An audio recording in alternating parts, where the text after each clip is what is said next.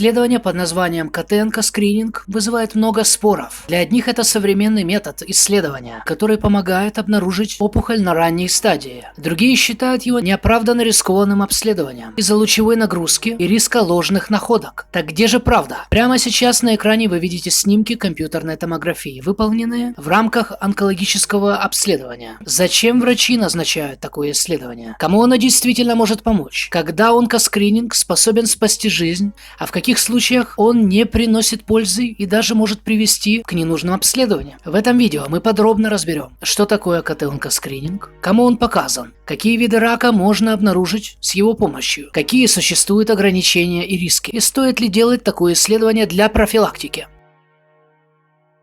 Что такое онкоскрининг? КТ-онкоскрининг – это один из видов компьютерной томографии, который используют для поиска злокачественных опухолей или их распространения по организму. Во время исследования получают сотни тонких срезов со снимками органов тела человека. Это позволяет обнаружить изменения, которые могут быть незаметны при обычном рентгеновском исследовании. Когда назначают такое исследование? В основном при подозрениях на онкологические заболевания, поиск первичной опухоли, определение стадии уже выявленного рака, поиск метастазов, контроль эффективности лечения и наблюдение после терапии. Для большинства здоровых людей КТ-онкоскрининг всего тела в качестве профилактического обследования обычно не рекомендуется. Как проходит исследование? Пациент ложится на стол томографа, который медленно проходит через кольцо аппарата. Исследование обычно занимает от 10 до 30 минут. Обычно внутривенно вводят контрастное вещество, чтобы лучше оценить сосуды и внутренние органы человека. Какие преимущества? Высокая скорость исследования, хорошая детализация изображения внутренних органов,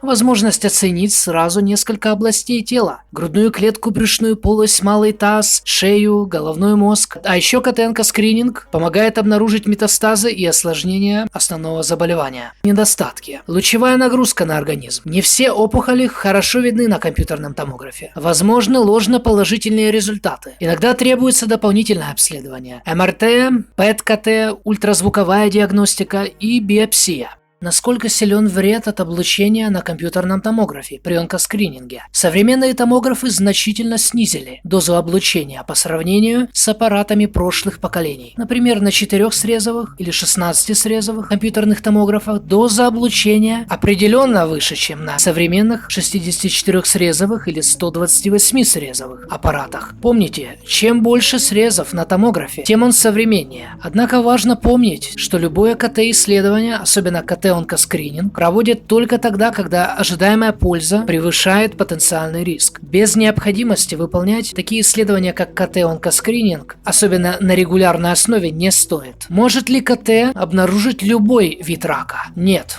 Потому что некоторые опухоли в органах и тканях тела человека слишком маленькие или плохо отличаются от окружающих тканей. Поэтому нормальный результат КТ не исключает полностью наличие онкологического заболевания или наличие начальных онкологических мутаций в клетках организма на генном уровне. При каких видах рака чаще всего назначают КТ, особенно от головного мозга до малого таза? Такое исследование чаще проводят не для профилактики, а после того, как возникло подозрение на злокачественную опухоль или диагноз уже подтвержден. Наиболее часто КТ-онкоскрининг назначают при раке легкого для оценки размеров опухоли, лимфатических узлов и поиска метастазов, колоректальном раке, рак прямой кишки, толстой кишки, реже тонкой кишки для определения распространенности заболевания, выявления метастазов, прежде всего метастазов в печени и в легких, при раке желудка для оценки распространения опухолей и поиска отдаленных метастазов в печени, в костях и в других органах, при раке поджелудочной железы для определения стадии заболевания и определения возможности хирургического лечения, при раке почки для оценки самой опухоли и поиска метастазов в других органах, при раке мочевого пузыря при подозрении на распространение процесса, при лимфомах для оценки поражения лимфоузлов всего организма и метастазов в внутренних органах, при меланоме высокого риска для поиска отдаленных метастазов, при опухолях головы и шеи для определения распространенности заболевания и поиска диагностика метастазов. При опухолях неизвестного первичного очага, когда уже обнаружены метастазы в других органах и необходимо найти источник, первичную опухоль. Важно понимать, что объем исследования всегда определяется врачом. Не каждому пациенту требуется сканирование от головы до малого таза. В зависимости от предполагаемого заболевания. Может быть достаточно исследования только грудной клетки, или только брюшной полости, или брюшной полости и малого таза. Так что варианты могут быть разными.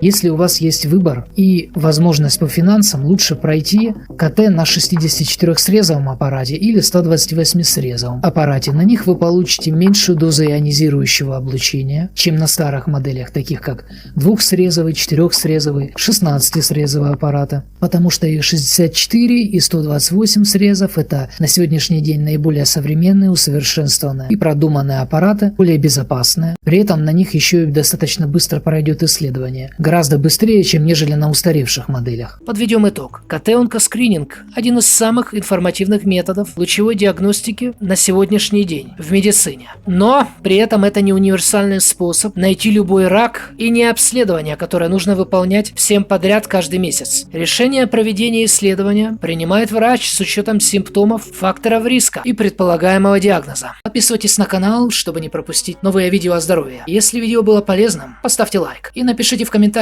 узнали ли вы что-нибудь новое для себя. Всем пока!